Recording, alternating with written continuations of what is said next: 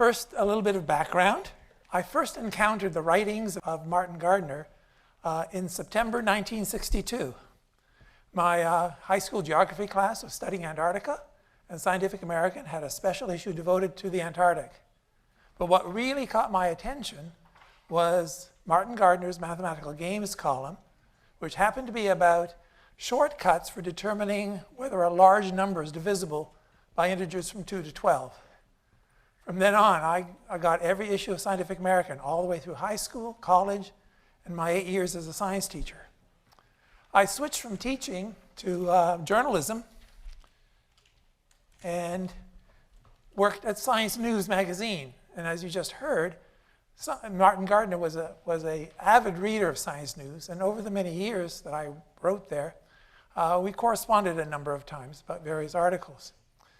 After 26 years at Science News, I became the director of publications at the Mathematical Association of America. The MAA was a publisher of a number of books by Martin Gardner. He also contributed often to the MAA's journals and magazines. Now, when I finished at Science News and at the MAA, I'm now in Santa Fe, New Mexico. And I'm a volunteer at the Santa Fe Botanical Garden. As a docent there, I lead tours, giving visitors an overview of the garden. But I thought there was maybe something more that could be done there. Most people, when they think of the term mathematics, think numbers. But mathematics is much broader than that. You can almost consider it a study of patterns. Now, patterns are also an important part of botany, using for characterizing and classifying plants. So I thought I'd put the two together, and I developed a special tour, Patterns in the Garden, for visitors. So let's take a look at some of the patterns. This is lavender, and the garden has a variety of different kinds of lavender. If you feel the stem, you'll notice there's something a little different about it. It has edges, and that's unusual for plants. Most plants have rounded stems. Well, in this case, it's not only edges, but there are 4 of them. So this has a square cross-section. And that's characteristic of plants in the Lamiaceae family, the mint family. So if you go to a mint stem, you'll see that it has very definitely a square cross-section. And that's true of all members of that family. And that goes not just lavender, not just various kinds of mint, but also things like sage, thyme, rosemary. All of them belong to this family, all have square stems. So next time you're working in the kitchen, dealing with fresh herbs, check the stems. You may see some interesting patterns. Another pattern. This is a kind of cactus called cholla. It's a branched cactus. Now, if you look very closely at one of the branches, you'll notice that the spines are lined up, sort of those diagonal lines going across. Well, that actually forms a helix all the way around. So the plant grows in such a way as to put these things into a helical form. In effect, the plant is solving a calculus problem, getting optimal spacing for those spines as the plant grows from the tips.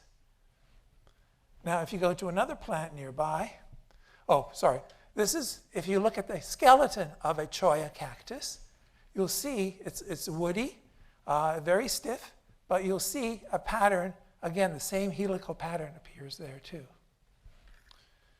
Now, another kind of pattern in another dry part of the garden, this is an agave. It's not a cactus, it's a type of succulent. But notice that the leaves there are not lined up like spokes of a wheel.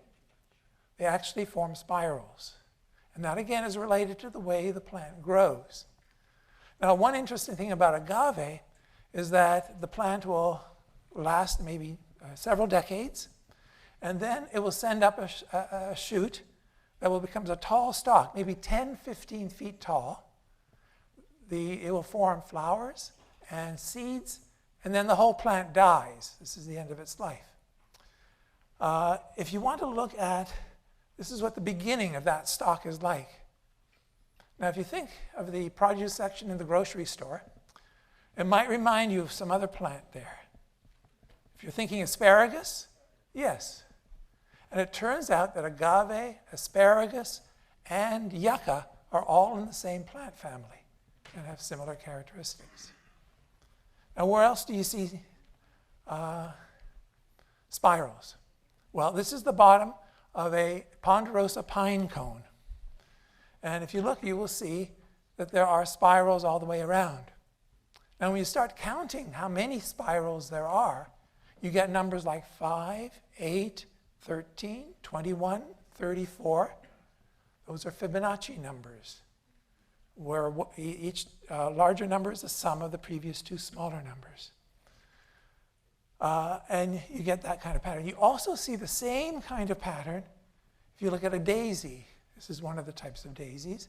You'll see the same kinds of spirals at the center of the daisy too.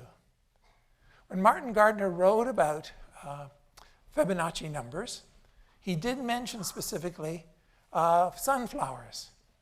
And you can see that if you look closely, although this isn't the best picture for showing it, that you can see more spirals at the center. And that's something characteristic of plants in the aster family. Daisies, asters, sunflowers, and so on. They all show a similar growth pattern. There is something interesting, though, that you can look at. This is a chocolate daisy, and this is also true for the sunflowers.